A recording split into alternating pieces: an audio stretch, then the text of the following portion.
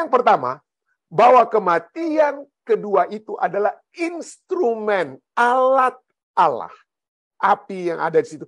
Alat Allah untuk pemberantasan dosa, pemberantasan orang berdosa, pemberantasan iblis, dan malaikat-malaikatnya.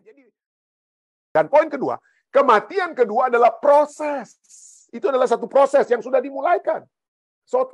Proses penghakiman ya. Proses penghakiman tapi juga merupakan proses yang mengakhiri kehidupan orang berdosa. Kematian kedua itu membawa apa? Penderitaan ya. Menderita, it hurts, aditeke, penderitaan fisik maupun spiritual ya. Orang itu fisik dan spiritual. Lukas 10 ayat. Jadi kematian kedua itu adil secara hukum. Jadi inilah pembahasan kita pada malam hari ini. Kita akan membahas tentang kematian kedua ini, ya. Kematian kedua. Kenapa harus ada kematian yang kedua? Ya, saya sedang mencoba untuk ada satu kata yang hilang dari apa yang saya tuliskan, ya. Jadi saya sedang memperbaiki ini, yaitu kata kematian cuma tidak ada huruf A-nya, ya. Tapi saya sudah benarkan, ya. Ada 4 ayat saja di dalam Alkitab. Hanya ada 4 ayat yang berbicara tentang kematian kedua. Ini bagian tambahan kita pada saat ini ya. Mari kita lihat. Mari kita baca untuk kemudian kita ringkaskan atau kita renungkan 4 ayat ini. Hanya 4 ayat ini saja. Mulai ayat yang pertama Wahyu 2 ayat 11. Ini berbicara kepada jemaat di Smyrna, jemaat kedua dari 7 jemaat. Dikatakan di sana bahwa apa? Kepada jemaat ini, siapa yang bertelinga? Siapa bertelinga, hendaklah ia mendengarkan apa yang dikatakan Roh kepada jemaat-jemaat.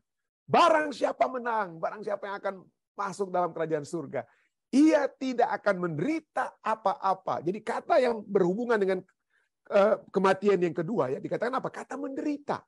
Barang siapa menang, ia tidak akan menderita apa-apa oleh kematian yang kedua. Kematian yang kedua itu akan ada satu fakta yang dapat kita lihat adalah dapat menyakitkan, ya, membuat kita menderita, itulah ya. Ya, tapi kalau kita menang, kita tidak akan menderita apa-apa oleh kematian yang apa? Oleh kematian yang kedua, ya, oleh kematian. Ada orang memiliki kematian yang pertama, ya, orang jahat dia mati kematian yang pertama, tapi matinya baik-baik saja, dia tidak menderita matinya, ya. Dia mungkin mati dalam keadaan tenang, ya, tidak ada penyakit, tidak kena penyakit ini dan itu, tapi dia mati baik-baik. Tapi dia orang jahat misalnya, orang yang tidak benar, orang yang menolak Tuhan. Tapi pada kematian yang kedua dia akan menderita. Ya, dia akan menderita. Nanti kita lihat apa maksudnya menderita ini ya. Baik, yang kedua. Wahyu 20 ayat 6 berbicara tentang ini kata ayat kedua yang berbahas tentang kematian kedua ya. Berbahagia dan kuduslah ia yang mendapat bagian dalam kebangkitan pertama itu, ya. Dalam kebangkitan pertama itu. Jadi ada 2 kebangkitan. Kebangkitan yang pertama, kebangkitan sebelum kedatangan Yesus 2 kali. Atau bukan sebelum, tapi pada saat kedatangan Yesus kedua kali, sebelum kerajaan 1000 tahun. Itulah kebangkitan pertama. Kebangkitan kedua itu adalah kebangkitan sesudah kerajaan 1000 tahun. Itulah kebangkitan kedua. Dan itulah kebangkitan yang membawa kepada kematian yang kedua. Oke, jadi kita sudah ulang sedikit ya. Jadi berbahagia dan kuduslah ia yang mendapat bagian dalam kebangkitan pertama itu. Kenapa? Karena kematian yang kedua tidak berkuasa lagi atas mereka yang dibangkitkan pada saat Yesus datang, yang bangkit pada kebangkitan pertama. Kematian kedua tidak akan berkuasa lagi atas mereka. Tetapi mereka akan menjadi imam-imam Allah dan Kristus, dan mereka akan memerintah sebagai raja bersama-sama dengan dia 1000 tahun lamanya. Tadi malam di bagian pertanyaan ya, ada yang bertanya di acara sekolah sahabat di saudara kita. Kalau dia memerintah, siapa yang dia perintah di surga? Saya sudah terangkan sedikit bahwa kata memerintah bahasa Inggrisnya to reign, berkuasa. Orang yang memerintah adalah orang yang berkuasa. Apa dia kuasanya? Apakah dia ada orang-orang yang harus dia kuasai, dia perintahi? Kata memerintah, berkuasa, to reign, artinya dia memiliki kuasa untuk membuka kitab-kitab, catatan-catatan yang tadinya confidential, ya, yang tadinya rahasia, ya, saya tidak bisa mengetahui. Anda sekarang kan tidak tahu. Dosa saya yang saya sudah buat sampai saya berusia 56 tahun ini, Anda kan nggak ada yang tahu, ya. Tapi pada saat saya dalam kerajaan surga, Anda semua akan buka semua. Yang saat ini itu hanya top secret, itu yang pegang itu cuma Tuhan di surga. Allah kita saja yang di buku kehidupan, dialah yang mencatat, oh pendeta Rantung umur 23 tahun dia bikin ini, 25 tahun dia bikin ini. Semua itu dicatat. Tapi pada saat kita memerintah bersama dengan dia sebagai raja, maka kita berkuasa, memiliki kuasa, ya, memiliki kuasa untuk membuka top secret apapun yang tadinya kita tidak boleh sebagai orang yang bukan berkuasa, tidak boleh membukanya. Tapi pada saat itu kita akan memerintah sebagai raja bersama-sama dengan dia. 1000 tahun lamanya semua kitab kita dapat buka, kita dapat lihat. Ya. Yang ketiga, ayat yang berbicara tentang kematian kedua, ayat yang ketiga adalah Wahyu 20 ayat 14. Lalu maut dan kerajaan maut itu dilemparkanlah ke dalam lautan api. Itulah kematian yang kedua, lautan api. Kematian dari kedua ya, lautan api. Yang keempat dan terakhir, Wahyu 21:8 katakan, tetapi orang-orang penakut, orang-orang yang tidak percaya, kita sudah baca tadi ya, orang-orang keji, orang-orang pembunuh, orang-orang sundal, tukang-tukang sihir, penyembah-penyembah berhala, dan semua pendusta, mereka akan mendapat bagian mereka dalam lautan yang menyala-nyala oleh api dan belerang. Itulah kematian kedua. Itulah kematian kedua. Ya. Ada 4 poin, saya percaya ada 4 ya. Ada juga 4 poin yang penting, kalau kita mau ringkaskan dari 4 ayat ini. 4 poin-poin penting tentang kematian yang kedua. Poin yang pertama, bahwa kematian kedua itu adalah instrumen, alat Allah. Api yang ada di situ. Alat Allah untuk pemberantasan dosa, pemberantasan orang berdosa, pemberantasan iblis, dan malaikat-malaikatnya. Jadi kematian kedua itulah alat pemberantasan semua itu. Kematian kedua adalah upah dosa. Ya, upah dosa berbeda dengan kematian yang pertama. Kematian pertama itu adalah kematian alami, kematian akibat dosa, bukan upah dosa. Ingat, ini kita pernah mendengar dari Om Pendeta Rain Kesaulia dulu ya. Dia yang juga sering menekankan. Ada 2 perbedaan. Ada perbedaan antara kedua kematian. Kematian akibat dosa, ya akibat dosa kalau saya sakit mati ya, saya mati ya akibat dosa. Tapi jangan sampai saya mati oleh sebab upah dosa. Karena upah dosa itu kematian kekal. Itulah kematian kedua. Upah dosa. Inilah alat untuk pemberantasan dosa. Jadi kematian kedua adalah hukuman terakhir untuk dosa. Dari proses penghakiman, ujung-ujungnya hukuman terakhir untuk dosa. Penghapusan total dan abadi dari kekuatan, kejahatan, atau kekuatan dosa yang ada di alam semesta. Maut, musuh kita terakhir, kita sudah pelajari, kalah pada saat kematian kedua. Jadi kematian kedua ini adalah instrumen atau alat Allah untuk pemberantasan dosa, orang berdosa, iblis, dan malaikatnya. Dan poin kedua, kematian kedua adalah proses. Itu adalah satu proses yang sudah dimulaikan. Suatu proses penghakiman ya. Proses penghakiman tapi juga merupakan proses yang mengakhiri kehidupan orang berdosa. Kenapa? Karena kita semua, keberdosaan kita, kehidupan kita itu seperti keberdosaan kita adalah satu proses seperti kehidupan kita. Kita mulai dari anak kecil, remaja, dewasa. Demikian juga dengan keberdosaan kita. Keberdosaan kita bukan tiba-tiba saya jadi orang berdosa. Memang dari sifat alamiah saya sudah berdosa, tetapi kemudian keberdosaan itu kita pupuk. Ya, nggak apa-apalah kalau cuma nyolong-nyolong sedikit, ya, tipu-tipu orang sedikit, berdusta sedikit, nggak apa-apa, ya. Tapi kalau itu terus menjadi satu hal yang kita lakukan, maka itu akan apa?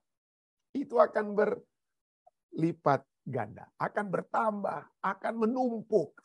Jadi itulah proses. Ya, proses dosa itu demikian. Hal-hal yang kecil, kita rasa oke-oke saja akhirnya. Tapi kematian kedua mengakhiri semua kehidupan berdosa kita. Ya. Orang berdosa pada kematian kedua, orang berdosa akan sepenuhnya menyadari fakta bahwa mereka sedang mengalami apa yang akan memisahkan mereka dari Tuhan untuk selamanya. Ya, kematian pertama mungkin kalau ada cuma kematian pertama ya oke lah. Tapi kalau istilahnya ya, itu mungkin kematian pertama itu aduh ya saya mati oleh sebab kanker misalnya. Saya mati oleh sebab kanker. Tapi kematian kedua saya mati karena saya menolak Yesus Kristus. Saya mati karena saya menolak kasih karunia-Nya. Itulah kematian kedua. Orang berdosa sekarang mengalami sesungguhnya apa yang memisahkan mereka dari Tuhan untuk selamanya. Ya. Bukan memisahkan mereka dari kesehatan mereka, kehidupan mereka. Tapi lebih mendasar daripada itu, memisahkan mereka dari Tuhan. Itulah kematian kedua tersebut. Ya. Jadi, ujung dari proses ini terjadi saat kehidupan orang berdosa berakhir, dan tidak ada yang tersisa dari orang berdosa dan dari dosa itu sendiri. Habis total. Jadi kematian kedua adalah proses yang mengakhiri kehidupan orang apa? Orang berdosa. Poin ketiga, kematian kedua itu ditandai oleh rasa sakit. Menderita orang. Ya, jangan pada saat tadi kita sudah baca Wahyu 2 ayat 11.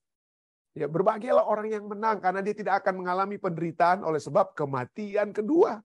Kematian kedua itu membawa apa? Penderitaan. Ya. Menderita, it hurts, aditeke, penderitaan fisik maupun spiritual. Ya, orang itu fisik dan spiritual. Lukas 10 ayat 19. Kolose 3 ayat 25. Kenapa? Apa maksudnya fisik dan spiritual? Ya, fisik itu yang kelihatan di luar, ya. Spiritual itu di dalam, ya, dengan kata lain. Seperti misalnya Matius 8 ayat 29, ya. Anda juga bisa baca itu Lukas 10 ayat 19 itu, dan juga Kolose 3 ayat 25, ya. Tapi sebagai contoh saja, Matius 8:29 pada saat Yesus menyembuhkan orang yang kerasukan setan, lalu Yesus mengusir setan-setan, lalu apa yang kata setan-setan itu, ya? Dan mereka itu berteriak, setan-setan itu berteriak, apa katanya? Apa urusanmu dengan kami, hai anak Allah? Adakah engkau kemari untuk menyiksa kami sebelum waktunya? Jadi padahal Yesus nggak bikin apa-apa sama mereka, kan? Yesus cuma mau usir mereka. Tapi pertama-tama mereka tahu bahwa keberadaan berhadapan dengan Yesus itu merupakan satu siksaan. Satu siksaan. Jadi seperti apa ya? Seperti anak mungkin waktu masih kecil ketangkap basah melakukan kesalahan misalnya, atau Anda misalnya. Bayangkan waktu kita melakukan kesalahan, ketangkap basah kita, aduh bagaimana rasanya kita dihadapkan dengan orang misalnya yang kita celakai, kita lukai. Apa perasaan Anda pada saat Anda berhadapan dengan orang yang Anda lukai misalnya? Waduh, kita rasa seperti apa ya? Kucing basah atau apalah istilahnya, ya. Karena kita jangan, lebih baik saya bersembunyi. Makanya pada saat Adam dan Hawa berdosa, mereka bersembunyi, kan? Mereka bersembunyi dari kemuliaan Tuhan. Mereka tidak sanggup melihat kemuliaan Tuhan, bersembunyi mereka. Bukan karena apa-apa, karena itulah penderitaan spiritual, ya. Penderitaan spiritual. Jadi itu juga dialami oleh setan-setan ini berhadapan dengan Yesus. Setan-setan ini merasa tersiksa. Sangat-sangat apa? Tersiksa. Dan mereka katakan, adakah engkau kemari untuk menyiksa kami secara rohani, ya, dan juga secara fisik, ya, sebelum waktunya. Dan secara rohani atau secara internal inilah orang-orang yang pada saat Yesus datang di kedua kali, pasti orang-orang yang hidup, ya. Orang-orang hidup pada saat Yesus datang kedua kali. Wahyu pasal 6 berbicara tentang kedatangan itu, ya. Pada meterai itu dibuka, ya. Pada saat itu Yesus datang di kali yang kedua, meterai ke-6 itu, mereka orang-orang yang berdosa ini berhadapan dengan kedatangan Yesus. Dan mereka tidak tenang. Mereka merasa sangat menderita melihat kemuliaan Tuhan. Itulah sebabnya Wahyu 6 ayat 16 mereka katakan apa? Dan mereka berkata kepada gunung-gunung dan kepada batu-batu karang itu, runtuhlah menimpa kami. Dan sembunyikanlah kami terhadap dia. Seperti Adam dan Hawa. Tidak mau bertemu dengan Tuhan. Tidak mau bertemu dengan Allah. Ya. Sembunyikanlah kami terhadap dia. Yang duduk di atas takhta dan terhadap murka anak domba itu. Ya. Jadi siksaan itu dari dalam dan juga dari luar. Ya. Dari luarnya apa? Ya, kita sudah lihat ini, ya. Bagaimana naiklah Wahyu 29-10, naiklah mereka seluruh dataran itu lalu mengepung perkemahan tentara orang-orang kudus dan kota yang dikasihi itu. Tetapi dari langit turunlah api menghanguskan mereka. Dan iblis yang menyesatkan mereka dilemparkan ke dalam lautan api dan belerang. Sampai kebinasaannya itu total, komplit. Ya, kebinasaannya total.